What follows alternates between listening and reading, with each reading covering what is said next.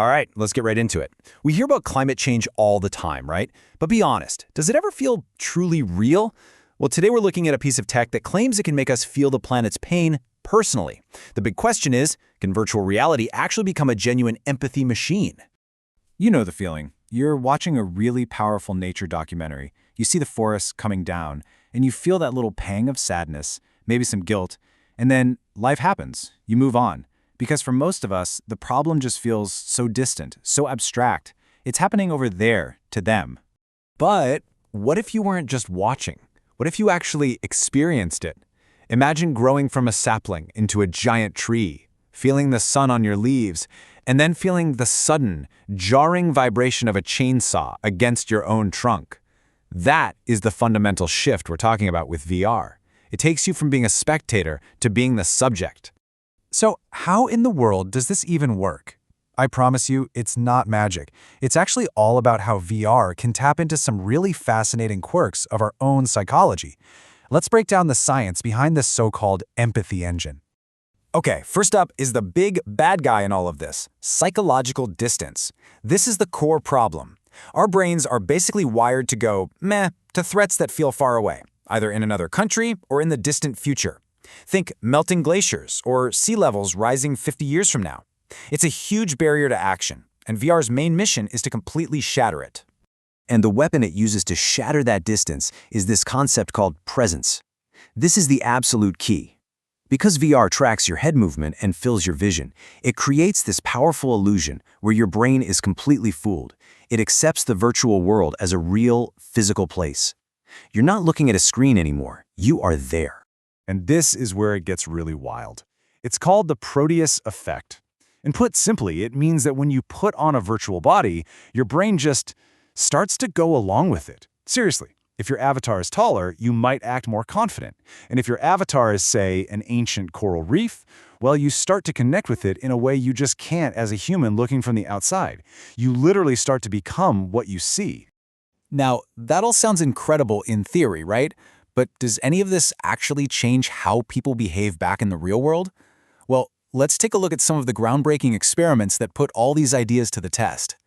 So, researchers at Stanford's famous Virtual Human Interaction Lab did exactly what we talked about. They didn't have people watch a video. No, they put them in a virtual forest, handed them a controller that looked and vibrated just like a chainsaw, and told them to physically cut down a beautiful, massive tree. So what was the result? It was huge. The people who actually cut down the virtual tree ended up using 20% less paper in the real world compared to a group who just read about deforestation. That physical, visceral experience just stuck with them in a way that reading facts on a page never could. Building on that, researchers then took this idea under the sea. I mean, the problem here is even tougher, right? How do you make someone feel a totally invisible threat like ocean acidification?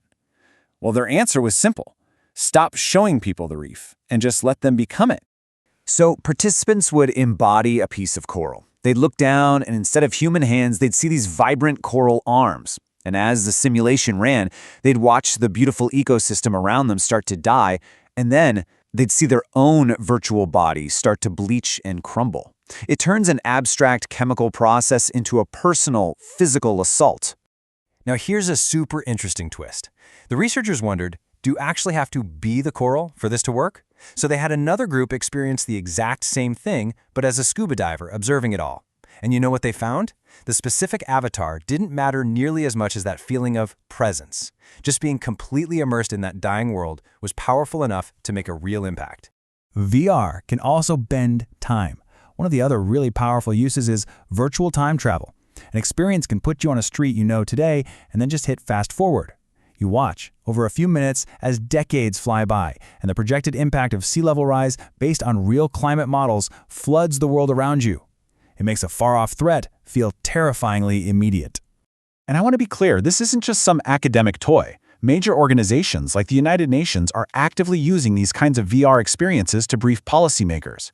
It's about giving leaders a gut-level understanding of what's at stake, especially for places like Papua New Guinea, whose UN representative said this: "It truly does bring reality through the lens of technology." So, the big question, can you try this stuff at home on something like a Meta Quest 3? The answer is kinda. There are some really cool apps out there. Ocean Rift is amazing. The fish will literally react to the furniture in your actual room, and Nature Trek's VR is just breathtakingly beautiful. But let's be real for a second. Right now, these consumer apps are much more focused on relaxation and awareness. The kind of intense, behavior-changing experiences from the labs, they're not quite in our living rooms yet. And that leads us to probably the most important question in all of this. Okay, these experiences are clearly powerful. They hit you hard in the moment. But does that emotional afterglow actually stick around? Does it lead to lasting change, or is it just a temporary spike that fades away?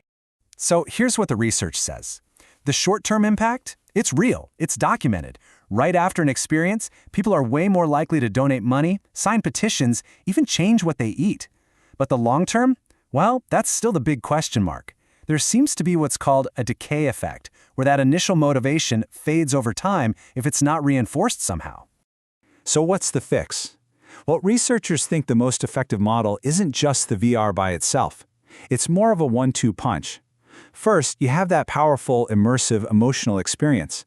And then you immediately connect the user to a real-world platform with concrete, simple, actionable steps they can take right now. The VR gives you the why, and the platform gives you the how. When you boil it all down, what this technology really offers is a completely radical shift in perspective. It's not about watching the change from the outside looking in, it's about feeling it from the inside out. And this right here is the key takeaway. For the first time ever, we have a way to really, truly transcend our own species, to step inside the body of another life form and see the world and its threats from a completely different point of view. But in the end, VR is not a magic wand. The technology itself is just a tool. And whether that tool creates lasting, meaningful empathy or just becomes a high-tech guilt trip that leads to no action, well, that depends entirely on how we choose to use it. So I'll leave you with this to think about. If you could put on a headset and become any other living thing on this planet to understand its world, what would you choose? A bee? A whale? And do you honestly think that experience would fundamentally change you? It's a powerful thought.